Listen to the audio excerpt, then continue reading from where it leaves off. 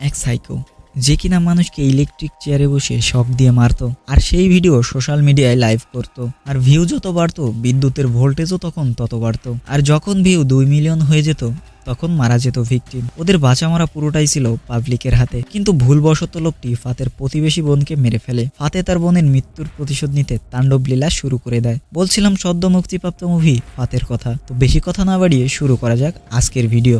মুভির শুরুতে দেখা যায় গুলির স্তূপ পড়ে আছে। এখানে নাকি 40 জন মানুষকে মারা হয়েছে, কিন্তু ফাতে জানায় না স্যার 50 জন, তবে 10 জনের বডি কোথাও খুঁজে পাবেন না। তখন আয়াপ্পা নামের একজন বলে, এজেন্সিকে না জানিয়ে এত মানুষ মারা ঠিক হয়নি তোমার, তুমিও তো একদিন এই এজেন্সিরই সদস্য ছিলে। এটা শুনে ফাতে বলে, ছিলাম স্যার, এখন আর নেই। এই কথা শুনে আয়াপ্পা একটা লোকেশন দিয়ে বলে, এখানে রাজা 200 গুন্ডা নিয়ে তোমার জন্য অপেক্ষা করছে, সাবধানে যেও, আর যদি ব্যাকআপ লাগে তাহলে আগেই বলো। তখন ফাতে বলে, ব্যাকআপ তো লাগবেই স্যার, আমি গিয়ে বডি রেডি করি আর আপনি সেগুলো পরিষ্কার করার জন্য ব্যাকআপ পাঠান। এরপর ফাতে স্যুটবুট পরে বেরিয়ে পড়ে। কিছুক্ষণের মধ্যে চলে আসে সেই জায়গায়। বাহিরে থাকা দুজনকে মেরে ভিতরে প্রবেশ করে ফাতে। এই ঘরটার মধ্যে প্রায় 100 জনের মতো মানুষ ছিল। ফাতেকে দেখে সবাই মজা নিতে শুরু করে দেয়। ঠিক তখনই একজনের গলায় বন্দুক ঠেকিয়ে মেরে দেয় ফাতে। তারপর তাণ্ডব শুরু করে দেয়। ফাতে এমন ভাবে মানুষ মারছিল যেন সে রিয়েল লাইফে না, কোনো গেমে মানুষ মারছিল। চোখের পলকেই 100 জনকে মেরে দেয় ফাতে। তারপর বাহিরে বের হতে গেলেই বাধে এক বিপত্তি। একটা ধামাকা হয় আর সেখানে মাটিতে লুটিয়ে পড়ে অজ্ঞান হয়ে যায় ফাতে। ওর পুরো নাম ফাতে সিং, পাঞ্জাবেই বড় হয়েছে সে। ফাতের কাহিনী কি এখানেই শেষ? এটা জানতে পারবে মুভির সামনে গিয়ে। এই কাহিনীটা শুরু হয় পাঞ্জাবের ছোট্ট একটা গ্রাম মোগা থেকে। পরিবার বলতে কেউ নেই ফাতের, তবে পুরো গ্রামে যেন ফাতের একটি পরিবার। সবাই ফাতেকে খুব ভালোবাসতো। আর ফাতেও, সে যে বাড়িটাতে থাকতো তার পাশের বাড়িটায় নিমরাত নামের একটি মেয়েও থাকতো। নিমরাতকে ফাতে নিজের ছোট বোনের মতো দেখতো, আর নিমরাতও ফাতেকে বড় ভাইয়ের মতোই কেয়ার করতো। প্রত্যেক দিন সকালে ফাতের জন্য চা রাখতো নিমরাত। সেই চা খেয়ে ফাতের সকাল শুরু হতো। তারপর চলে আসতো ডেইরি ফার্মে। এখানে দুধ উৎপাদন করাই ছিল তাদের উদ্দেশ্য। সেই ডেইরি ফার্মটায় সিন্ধু নামের একজন কাজ করত। ফাতের ডেইরি ফার্মটা খুব ভালোভাবেই চলতো। একদিন সকালবেলা বাইরে এসে ওরই এক কর্মচারীর বাচ্চাকে দেখতে পায় ফাতে। তখন সে তাদের জিজ্ঞেস করে, কিরে তোরা স্কুলে যাসনি? বাচ্চা দুটো জানায়, স্কুল ফি ছাড়া স্কুলে যেতে বারণ করেছে স্যার, আর বাবা সেই ফি আনতে গেছে। ঠিক তখনই ওদের বাবা এসে বলে, কাল থেকে তোদের স্কুল ছুটি, আর যেতে হবে না তোদের স্কুলে। অর্থাৎ সে টাকা ম্যানেজ করতে পারেনি। সেদিনই লোকটার এলাকার স্কুল ফি রেখে যায় ফাতে। আসলে সে তার প্রতিটি কর্মচারীর খেয়াল রাখতো। টাকা পেয়ে লোকটা অনেক খুশি হয়ে যায়। পরে দুপুরের দিকে সিন্ধু নিমরাতের দোকানে আসে। নিমরাতকে বারবার ফোন করে না পাওয়ার কারণে সে দোকানে চলে এসেছে। আসলে অনলাইনের লোন অ্যাপ থেকে লোন নিয়েছিল সিন্ধু, তো টাকা পরিশোধ করলেও তারা আরো টাকা চায়। আর নিমরাত ওই কোম্পানির এজেন্ট হওয়ায় সিন্ধু তার কাছে এসেছে। গতকালও সেই কোম্পানির লোক এসে তাকে ধমকি দিয়ে গেছে। সে জানায়, এসব জ্বালায় আমি একদিন মরেই যাব, তো আমি একা মরবো না আমার পরিবার নিয়ে মরবো সেটা তুমিই জানো। এত চাপ আর মানতেই পারছিল না সিন্ধু, কিন্তু নিমরাত ব্যাপারটা দেখবে বলে জানিয়ে দেয়। আসলে তার সাথে ধোঁকা হয়েছিল। বাসে করে বান্ধবীর সাথে বাড়িতে যাওয়ার সময় বান্ধবী বলে, গতকাল চাচা এসে তোর নামে যা তা বলে গেছে, তুই নাকি পুরো গ্রামের মানুষকে লোন দিয়ে ফ্রড করেছিস। তাড়াতাড়ি এইসব বাদ দে তুই, না হলে পরে কোনো এক বড় ঝামেলায় পড়ে যাবে। কিন্তু নিমরাত তার সাধ্যমতো চেষ্টা করছিল যাতে গ্রামের কোনো লোকের ক্ষতি না হয়, কারণ পুরো গ্রামটাই তার পরিবারের মতো। তখন বান্ধবী বলে, তুই ফাতে ভাইয়ের সাথে এই বিষয়ে কথা বলে দেখ। এইসব ধোকার কথা কিভাবে বলবে তার ভাইয়ের মতো ফাতেকে। তখনই দেখা যায় লোন স্ক্যামের মাস্টারমাইন্ড রাজাকে। সেক্রেটারি এসে জানায়, আমাদের পুরো সিস্টেমটার অ্যাক্সেস নিয়ে নিয়েছে খুশি শর্মা আর তার 4 সহযোগী। একজনকে ধরে এনেছি এখানে, বাকি 3 জনকে জায়গাতেই মেরে দিয়েছি, আর খুশিকে কোথাও খুঁজে পাইনি। তখন রাজা ওই ছেলেটিকে বলে, গত 3 মাস ধরে অনেক কাঠখড় পুড়িয়ে গোটা দেশের সিক্রেট ফাইল চুরি করেছি। খুশি আর তোরা মিলে এক নিমিষেই সবকিছু নিয়ে গেলি। এটা কি ঠিক? অন্যের কষ্টের ফল তোরা ভোগ করবি। তারপরই সেই ছেলেটিকে একটা কারেন্টের চেয়ারে বসে শোক দেওয়া হচ্ছিল, আর সেই ভিডিও লাইভ চলছিল। নিমিষেই সাধারণ মানুষের ভিউ ওর জান নিয়ে নেয়। এটা দেখে গোটা দেশ থমকে যায়। এই ভিডিওটা নিমরাতও দেখে আর চিন্তায় পড়ে যায়। পরে মা ওর জন্য খাবার আনে, আর তখনই সিন্ধুর কল আসে ওর ফোনে, কিন্তু সেটা ধরে না নিমরাত, আর বলে শাক তো ফাতেও অনেক পছন্দ করে, ওকে খানিকটা দিয়ে আসি। মাও না করে না। নিমরাত এসে ফাতেকে শাকটা দিয়ে যায়, কিন্তু ফাতে ওর মুখে চিন্তার ভাব দেখে বলে, সব ঠিক আছে তো? তখন নিমরাত যখনই কিছু বলতে যাবে তখন তার মা তাকে ডাকে। এর জন্য কিছু না বলেই সেখান থেকে চলে যায় নিমরাত। পরদিন সকালবেলা সিন্ধুকে অনেক চিন্তিত দেখাচ্ছিল। বউ ছেলের সাথে দেখা করে ছাদের রুমে এসে দরজা লাগিয়ে দেয় সিন্ধু। তার পরপরই মারা যায় সে। এতে ওর পরিবার সহ পুরো গ্রামে দুঃখ ছেয়ে যায়। নিমরাতও চলে আসে সেখানে। ঠিক তখনই ওর মনে পড়ে সিন্ধু বলেছিল, আমি একা মরবো নাকি পুরো পরিবার সহ। এটা নিমরাতের জন্যই হয়েছে। এমনটা ভেবেই সেখান থেকে চলে যায় সে।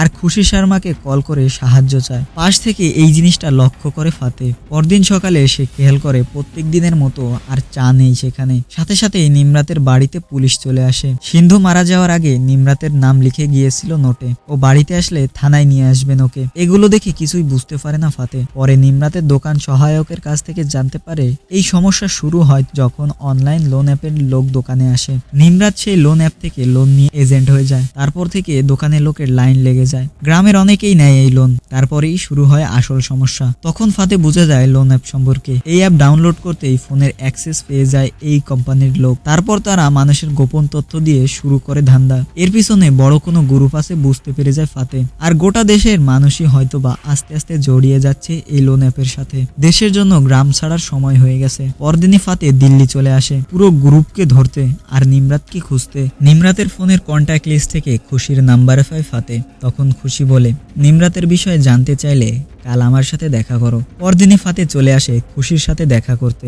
নিমরাত পাঞ্জাব ছাড়ার আগে শেষবার খুশির সাথে কথা বলেছিল। আসলে ওরা দুজন মিলে চাড্ডা নামের একজনকে এক্সপোজ করতে চাইছিল। দেশে প্রায় সব লোন অ্যাপ চাড্ডাই দেখতো। তখন খুশি ফাতেকে একটা ভিডিও দেখায় যেখানে চাড্ডা নিমরাতের সাথে খারাপ কাজ করার চেষ্টা করছিল। চাড্ডা নিমরাতকে কোথায় রেখেছে সেটা জানে না খুশি, কিন্তু চাড্ডার গোপন আস্তানার বিষয়ে বলে। সিনেমা হল হচ্ছে চাড্ডার বেস। তারপরেই ফাতে চলে আসে সেখানে। হলের বাইরে একটি চা স্টলে বসেছিল ফাতে। চাড্ডা সেই হলে আসলে ফাতে তখন হলের ভিতরে ঢুকে পড়ে। এটা আসলে একটা কল সেন্টারের মতো সাজানো। এখান থেকেই ওরা 2 নাম্বার কাজ করত।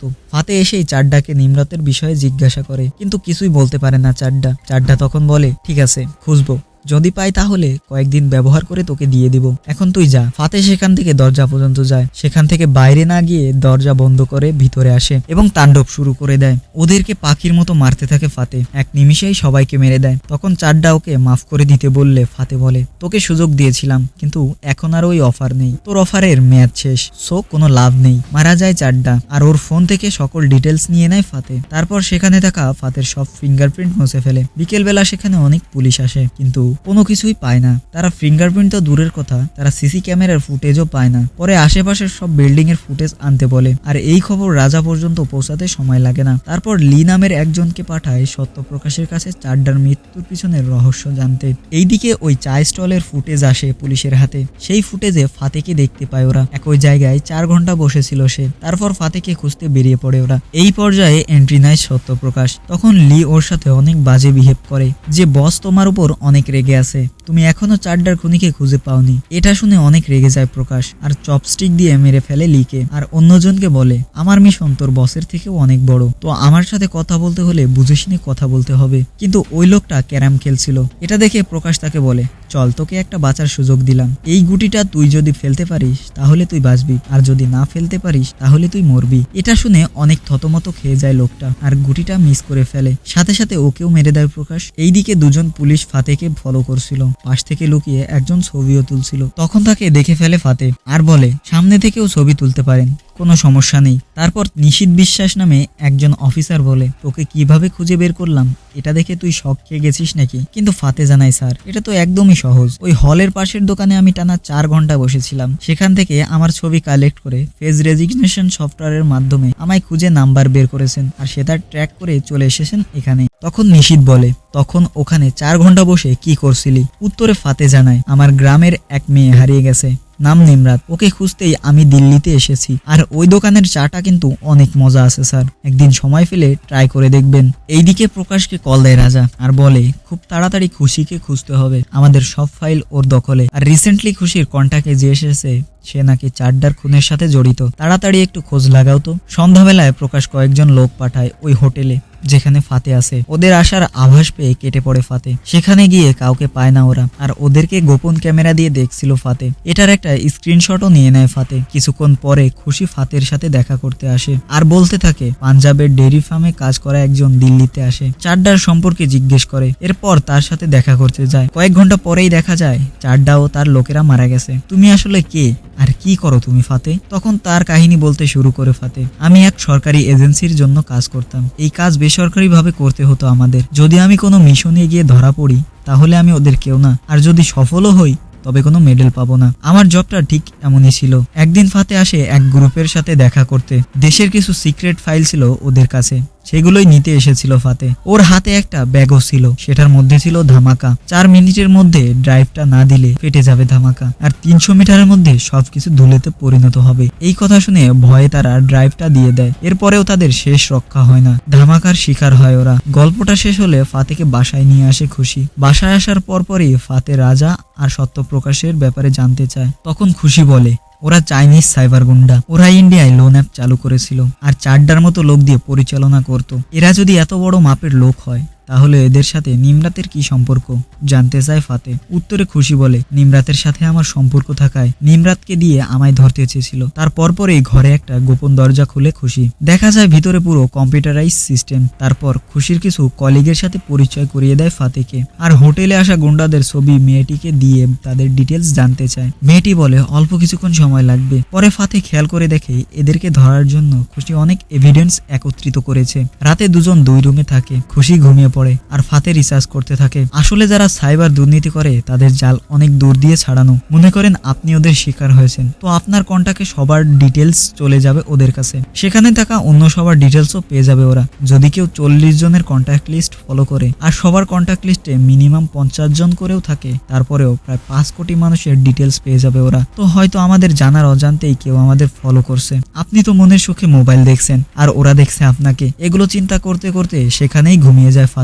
পরদিনই সে চলে আসে আয়াপ্পার সাথে দেখা করতে। ফাতে যখন এজেন্সিতে ছিল তখন ওর বস ছিল আয়াপ্পা। তিনি ফাতেকে নিজের ছেলের মতোই দেখতেন। ফাতেকে দেখে অনেক খুশি হয়ে যায় আয়াপ্পা, কারণ এক মিশনে গিয়ে ফাতে মারা গিয়েছিল। মানে এটা সবাইকে বিশ্বাস করিয়েছিল যে সে মারা গেছে। তখন আয়াপ্পা তাকে জানায় আমি তোমাকে এখন তেমন একটা সাহায্য করতে পারবো না, কারণ এজেন্সিতে এখন আমার আগের মতো পাওয়ার নেই। এটা শুনে ফাতে বলে কিছুই দরকার নেই আমার, শুধু আপনার হাতের 1 কাপ চাই খেতে এসেছিলাম। এর পরপরই সত্যপ্রকাশের ছবি দেখিয়ে বলে এ কে স্যার। প্রকাশের ছবি দেখে কেন জানি অনেক চিন্তিত হয়ে পড়ে আয়াপ্পা আর বলে ওর সাথে তোমার কি সম্পর্ক, ও কিন্তু অনেক বিপজ্জনক লোক। পরে এক ইয়ার্টে এসে জানায় সত্যপ্রকাশ আর রাজার সম্পর্কে, কোথায় থাকে, সিকিউরিটি কেমন, সবকিছু জানায় আয়াপ্পা। পরে বলে কি হয়েছে, ওদের সম্পর্কে জেনে তুমি কি করবে? তখন নিমরাতের সম্পর্কে জানায় ফাতে, আর এটাও বলে এর শেষ আমি দেখেই ছাড়বো। সেদিন রাতে দেখা যায় সত্যপ্রকাশ তার বাড়িতে ওর এক লোককে বলে একজনকে তোরা এখনো খুঁজে পাসনি। তখন সে জানায় খুব তাড়াতাড়ি খুঁজে আনবো স্যার। লোকটা সেখান থেকে যাওয়ার পরেই ফাতে ওকেও মেরে দিয়ে চলে আসে প্রকাশের কাছে আর বলে তোর ভাগ্য খারাপ যে নিমরাতের নিখোঁজ হওয়ার পিছনে তোরও হাত আছে। আমি জানি না যে নিমরাত কার কাছে আছে, কিন্তু যদি তোর এখান থেকে বের হয় তাহলে তোর খবর আছে। আর কাল থেকে তোর সকল 2 নাম্বার ধান্দার দোকান বন্ধ। সাথে সাথে একটা গল্পও বলে ওকে। গাজীপুরে 12 বছরের এক ছেলে ছিল। সে জীবনে বড় কিছু হতে চাইতো। গ্রামের মানুষেরা তাকে নিয়ে অনেক গর্ব করত, কিন্তু ওর বাবা ওকে প্রচুর মারধর করত। একদিন হঠাৎই ওর বাবা বিদ্যুতের তারে আটকে মারা যায়। এতে পুরো গ্রাম চিন্তিত হয়ে পড়ে, এখন ছেলেটার কি হবে। কিন্তু তারপর থেকে ছেলেটাকে আর কেউ দেখেনি। আমার মনে হয় ওর বাবা দুর্ঘটনায় মারা যায়নি, তার ছেলেই মেরে ফেলেছিল ওকে। তোর কি মনে হয়? তুইও তো গাজীপুর থেকেই এসেছিস তাই না প্রকাশ? আসলে তখনকার সেই 12 বছরের ছেলেটাই এখনকার সত্যপ্রকাশ। এটা ফাতে খুব ভালো করেই জানতো। তখন ফাতে বলে আমি আগে যা করতাম তা ছেড়ে দিয়েছিলাম, কিন্তু এখন মনে হয় তোদের জন্য আবার শুরু করতে হবে। দেখছি প্রকাশকে একদিনের সময় দিয়ে সেখান থেকে চলে যায় ফাতে। দেখা যায় প্রকাশের বাড়ির সবাইকেই মেরে দিয়েছিল। এদিকে ফাতে প্রকাশের বাড়ি থেকে চলে যাওয়ার পর প্রকাশ নিমরাতের কাছে চলে আসে আর বলে তোর মতো সাধারণ এক গ্রামের মেয়ের জন্য এতজনকে মেরে দিয়েছে, মনে হয় তোর সাথে ওর কোনো ইমোশনাল কানেকশন আছে। প্রকাশের কথা শুনে নিমরাত বলে ইমোশন সম্পর্কে তুই কি বুঝবি? আর আমি যা বলছি শোন, ফাতের কাছে গিয়ে মাপ চেয়ে নে, না হলে তুই শেষ। এই কথা শুনে অনেক ক্ষেপে যায় প্রকাশ, আর পরদিনই খুশির বাড়িতে লোক পাঠায় খুশিকে ধরতে। অনেক লোক এসেছে এটা জানতে পেরে গোপন রুমে গিয়ে লুকায় খুশি। গুন্ডাগুলো ওর বাড়িতে এসে কাউকে খুঁজে পায় না। ওরা চলেই যাচ্ছিল, ঠিক তখনই কিছু একটার আওয়াজ পেয়ে গোপন দরজাটা খোলে আর খুশিকে দেখতে পায়। খুশি তো ওদের দেখে অনেক ভয় পেয়ে যায়। সে মনে করতে থাকে আজই হয়তো তার জীবনের শেষ দিন। ঠিক তখন সেখানে ফাতে চলে আসে আর সবাইকে মারতে শুরু করে। এক নিমেষেই সবাইকে মেরে ফেলে ফাতে। তখন খুশি এসে জড়িয়ে ধরে ফাতেকে, ওকে ভালোবেসে ফেলে। এরপর আমরা আবারও রাজাকে দেখতে পাই। তখন রাজার সেক্রেটারি এসে জানায়, সার্ভারে মেলওয়্যার দিয়ে দিয়েছি, আমাদের টার্গেট ফুলফিল। তখন রাজা বলে, 66,000 গ্রাম, সেখানকার 82 কোটি ব্যাংক অ্যাকাউন্ট আর মঞ্জিল শুধু একটা, সব অ্যাকাউন্টে একটা ক্লোন মেসেজ যাবে। তখন 82 কোটি ব্যাংক অ্যাকাউন্ট আমার। ঘটেও ঠিক তেমনটাই, সবার ব্যাংক অ্যাকাউন্ট থেকে টাকা গায়েব হতে থাকে। এতে মানুষের মধ্যে অনেক ভয় ঢুকে যায়। কিভাবে তাদের সবার ব্যাংক অ্যাকাউন্টের টাকা গায়েব হয়ে যাচ্ছিল ওরা কেউ কিছুই বুঝতে পারছিল না। এতে সবাই ব্যাংকের সামনে গিয়ে আন্দোলন করে, কিন্তু এতে কোনো লাভ হয় না। এগুলো দেখে ফাতে বলে, আমি শিওর এইসব ব্যাংকের অ্যাকাউন্টে মেইলওয়্যার দেওয়া হয়েছে, ক্লোন SMS এর মাধ্যমে টাকা গায়েব করছে ওরা। এটাতে ফাতে বুঝে যায় ওরা এবার বাকি ব্যাংকগুলোকে টার্গেট করবে, তো ওদেরকে থামাতেই হবে আমার। এদিকে রাজা একটা প্ল্যান করে বসে, ফাতের ফেস ব্যবহার করে একটা ভিডিও আপলোড করে দেয়, যেটাতে ফাতে বলছিল 66,000 গ্রাম, 82 কোটি ব্যাংক অ্যাকাউন্ট আর মঞ্জিল একটা, আমাকে থামাতে পারলে থামাতোরা। এই ভিডিওটা গোটা দেশে ভাইরাল হয়ে যায়। গোটা দেশের সবাই জেনে যায় তাদের অ্যাকাউন্টের টাকা গায়েব হওয়ার পিছনে ফাতে সিং আছে আর ওর সহযোগী ছিল খুশি শর্মা। এই ভিডিওর জন্য তাদের দুজনের নামে মামলা হয়ে যায়। দুজনেই পালাতে থাকে পুলিশ থেকে। তখনই একটা টিম ওদের দেখে ফেলে আর পিছু করতে থাকে। অনেক কষ্টে কোনো মতে বেঁচে একটা জায়গায় চলে আসে ওরা। এখানেই ছিল খুশির বাকি সহযোগীরা। সবাই মিলে টাকা আর ট্রান্সফারটা আটকানোর জন্য জান প্রাণ দিয়ে চেষ্টা করছিল। তখনই নিশীথ বিশ্বাসের কল আসে আর বলে, কিরে ফাতে, যে মেয়েকে খুঁজতে তুই গ্রাম থেকে এসেছিলি তার কথাই ভুলে গেলি এই টাকার চক্করে? ওকে ফেমাস করার জন্য সব প্রস্তুতি শেষ। তখন প্রকাশের সাথে কথা বলিয়ে দেয়। তখন প্রকাশ বলে, একটা কাহিনী শুনিয়ে গিয়েছিলি তুই ফাতে, তো এখন একটা তামাশা আমি দেখাবো। তারপর একটা লিঙ্ক দেয় ফাতেকে। সেটা ওপেন করতেই দেখতে পায় বিদ্যুতের চেয়ারে নিমরাত। তখন প্রকাশ জানায়, এই তামাশা দেখার জন্য 20 লাখ ভিউ লাগবে। যখন 20 লাখ ভিউ হবে তখন কারেন্টের পাওয়ার অনেক বেড়ে যাবে আর মারা যাবে নিমরাত, তো ওকে বাঁচাতে পারলে বাঁচিয়ে নে। এটা শুনে ওই ভিডিওর লোকেশন ট্র্যাক করতে বলে টিমকে, কিন্তু একজন এক এক লোকেশন পাচ্ছিল, কেউই সঠিক লোকেশনটা পাচ্ছিল না, কারণ এই ভিডিওটা হাইলি ইনস্ক্রিপ্ট করা ছিল। এই ভিডিও থেকে কোনোভাবেই ওর IP অ্যাড্রেসটা পাওয়া সম্ভব না। আস্তে আস্তে ভিউ বাড়ছিল, সাথে সাথে বিদ্যুৎও এক পর্যায়ে 20 লাখ ভিউ পার হয়ে গেলে মারা যায় নিমরাত। এটা দেখে ফাতে অনেক কষ্ট পেয়ে যায়, কেননা নিমরাতকে তো সবসময় ছোট বোনের মতোই দেখতো। এই ভিডিওটা দেখে গোটা দেশ কেঁদেছিল। তার পরপরই নিশীথ বিশ্বাসের লোকেশন পেয়ে যায় ওরা। ফাতে আর খুশি চলে আসে সেই হোটেলে। এক এক করে সব গার্ডকে মেরে চলে আসে নিশীথের রুমে। তারপর সেখানে থাকা মেয়েকে তাড়িয়ে মারতে থাকে নিশীথকে।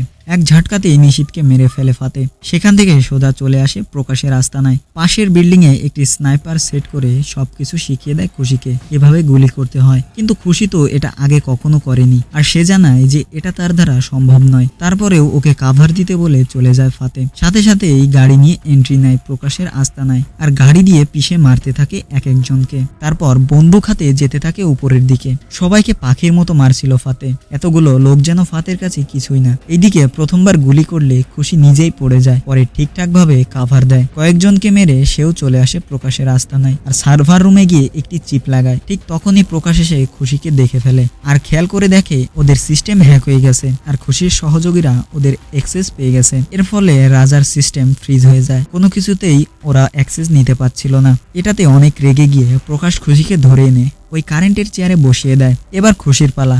ঠিক তখনই ফাতে চলে আসে আর প্রকাশের হাতে গুলি করে খুশিকে বাঁচায়। সেই কারেন্টের চেয়ারে বসিয়ে দেয় প্রকাশকে। এতদিন সে যেভাবে মানুষকে মারতো এখন তাকেও ঠিক সেভাবে মারা হবে। সাথে সাথে সোশ্যাল মিডিয়াতেও লাইভ করা হচ্ছিল। আস্তে আস্তে ভিউ বাড়তে থাকে আর প্রকাশের ভয়ও।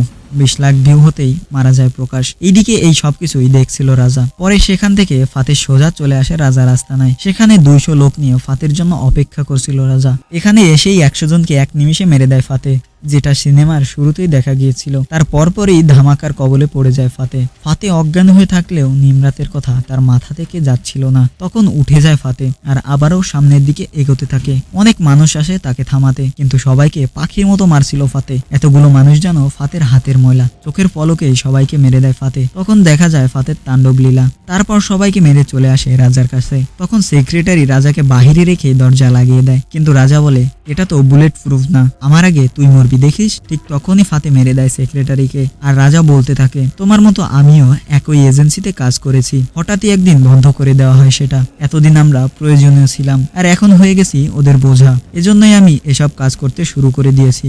এই কথা শুনে একটুও দয়া হয় না রাজার উপর ফাতের। ধাপ করে মেরে দেয় রাজাকে আর বলে, আমি তোর মতো না, এখনো দেশের জন্য জান দিয়ে দেব, আর প্রয়োজন হলে 1000 জনের জান নিয়েও নেব। সবকিছু শেষ হবার পরে ওরা দুজন দেখা করে, তখন খুশি জানায়, আমি আবারও লন্ডন চলে যাব আর এখানকার মানুষকে আমি অনেক মিস করব। তখন ফাতে বলে, এখানকার মানুষরাও তোমাকে অনেক মিস করবে, আর আমি গ্রামে গিয়ে নিজের একটা ডেইরি ফার্ম দিব। এরপরে একে অপরকে বিদায় জানিয়ে চলে যায়। আর এই বিদায়ে দুজনের মনই অনেক খারাপ হয়ে যায়, কেউ কাউকে কোনো মতেই ছেড়ে যেতে চাইছিল না। পরে হঠাৎই ফাতে এসে বলে, আমার ফার্মের জন্য একজন কম্পিউটার জানা পার্টনার খুঁজছিলাম। তখন খুশি বলে, কত পার্সেন্ট দিবা? তখন ফাতে বলে, 100%ই তুমি নিয়ে নিও। ঠিক তখনই কেউ একজন ওদের স্নাইপার দিয়ে টার্গেট করে গুলি চালায়, আর এর মাধ্যমেই এই মুভিটি এখানেই শেষ হয়। তো কেমন লাগলো মুভিটি জানাতে কমেন্ট করো। আর আজকের মতো এই পর্যন্তই, দেখা হবে নতুন কোনো এক ভিডিওতে। ততক্ষণের জন্য সবাই ভালো থাকবেন, সুস্থ থাকবেন।